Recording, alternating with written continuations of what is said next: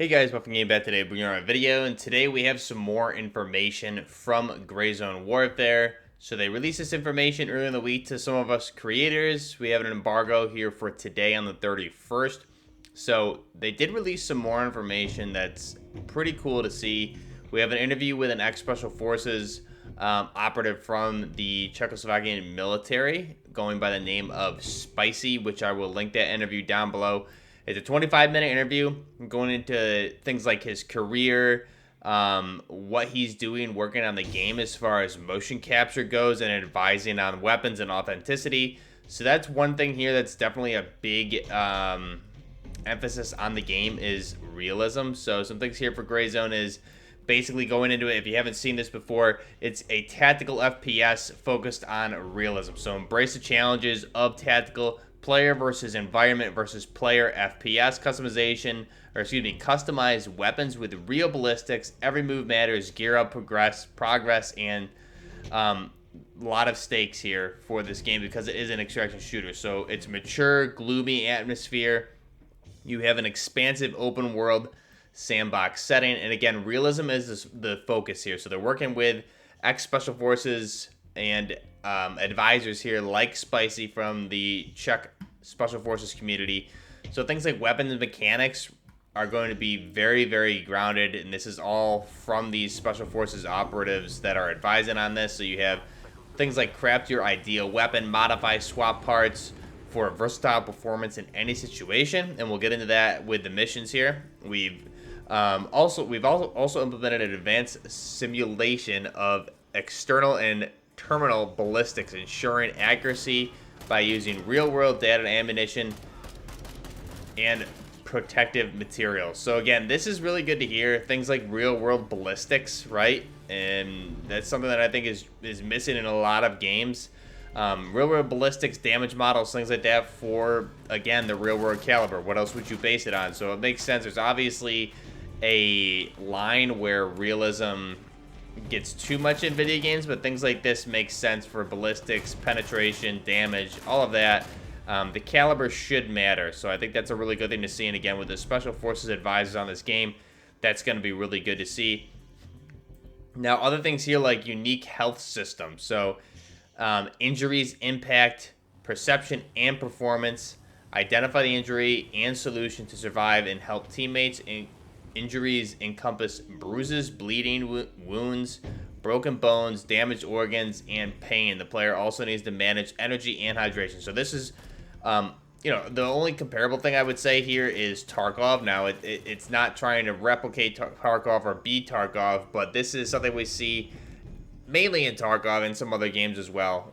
This is good. This is something that I think is important in these types of games to slow the rate of play, right? It gives more risk and reward here. If I get hit on like something like Call of Duty, I can't just run and hide for a minute or reposition and magically heal, right? If I get hit and I get into a firefight, I risk getting into a firefight and I get injured with my leg, I'm not going to be able to run away. I need to go ahead and fight my way out of that or get to a position where I can heal, take pain pills, perform surgery, things like that. So this is something that I think slows the rate of play here for these extraction shooters, which when you're shooting for a realistic game like this, that's really important. That's something that I really like about these games. It really gives you different types of engagements versus something like a Call of Duty or a DMZ, for example.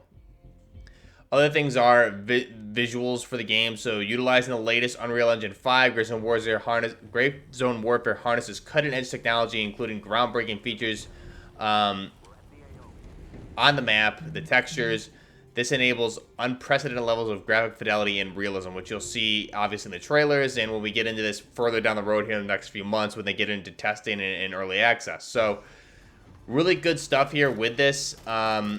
Again, in the devlog today, they released the interview with Spicy, who's ex-Special Forces operator. So there's a lot here to learn about him, who he is, mission briefings. We'll go into that here in a second. When missions go awry, Spicy goes into, real-world situations that he's been in, and his impact on Grayzone Warfare. As far as, like, mocap, he's doing a lot of the mocap here for the game and advising on the weapons, the accuracy, and things like that. So that's really good. It really reminds me of Medal of Honor Warfighter, where Larry Vickers was one of their main advisors on that game, which made it so grounded and feel gritty as far as the performance of weapons, attachments, things like that. So I'm a big fan of what we're hearing with this. And again, in this devlog, we did get insight into a new mission. This is where Spicy in the interview is Rick, the community manager, you know, goes over this mission with him, and then we hear how Spicy would approach this from a real-world operative perspective. So in this mission, we are introduced to a new trader, I'm going to call him right now. His name is Handshake. We went over a few in the last video as well, so this is a new one.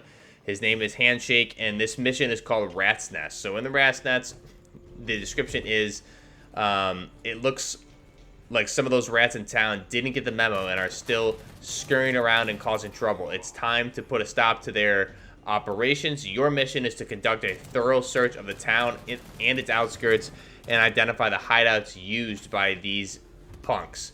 Keep your eye peeled for any suspicious signs and markings that might help you uncover them.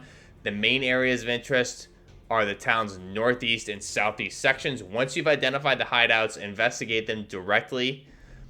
We want to gather as much information as possible before moving. Don't engage in direct contact or confrontations unless absolutely necessary. Don't forget the primary objective is reconnaissance and gathering intel. So basically that's it. And how do you approach this? So Spicy goes into how he would approach it, but this is where it really leaves it open-ended, right? These are all dynamic gameplay missions.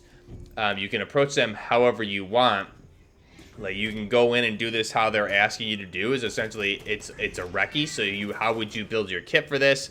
Customize your operator, what you're bringing in, your gear-wise, how you're going to approach it with your team. You know, who's going to bring in what.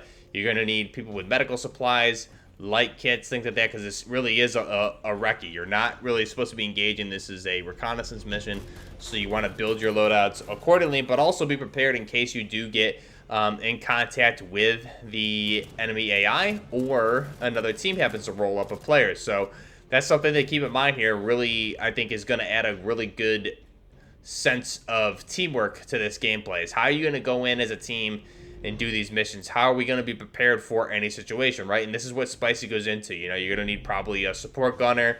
You're going to need a medic. You're going to maybe need a long-range sniper, reconnaissance, and someone with one or two folks with a light kit, you know, built for a recce. This is a recce, so you're not going to bring in a lot of heavy gear. He also says that he wouldn't infill by helicopter because it's going to give away your location. Basically, you want to hike in and hike out is the best way to do it here in this type of situation and this mission. So these are all going to be options in the game.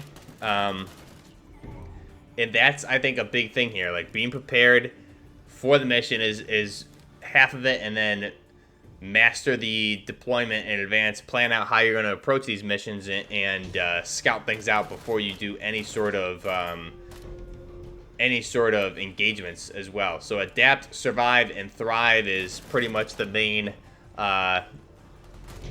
motto here for this game, I think, in being flexible and approaching missions and different gameplay obstacles dynamically. So let me know your thoughts down below. What you guys think of this? I think next time we hopefully will get some ballistic and weapon information. But again, it is really good. Watch this interview. And it's all timestamped for you guys, but you do get some shots of some gameplay shots that we haven't really seen yet. You get some real-world operation shots from Spicy during his time in Special Forces, and you get a lot of some mocap stuff at the end about how they're going about doing the mocap, again, with real-world operators. So this is good stuff. You're not getting actors doing the mocap, things like that. Like, and again, I'm using Call of Duty as an example, and I think they do a good job with all the mocap and stuff like that, but this really, bringing in Special Forces operators like this and really using them for mocap and advising, I think is going to give this game a very grounded and realistic, gritty feeling, which is exactly what I'm about and what this channel is about. So let me know your thoughts down below. Grayzone Warfare missions. We have a lot more coming with this game. Definitely going to be covering this on the channel. Let me know your thoughts down below. Till next time, this is Buckner Gaming with Grayzone Warfare. Till next time, Buckner Gaming out.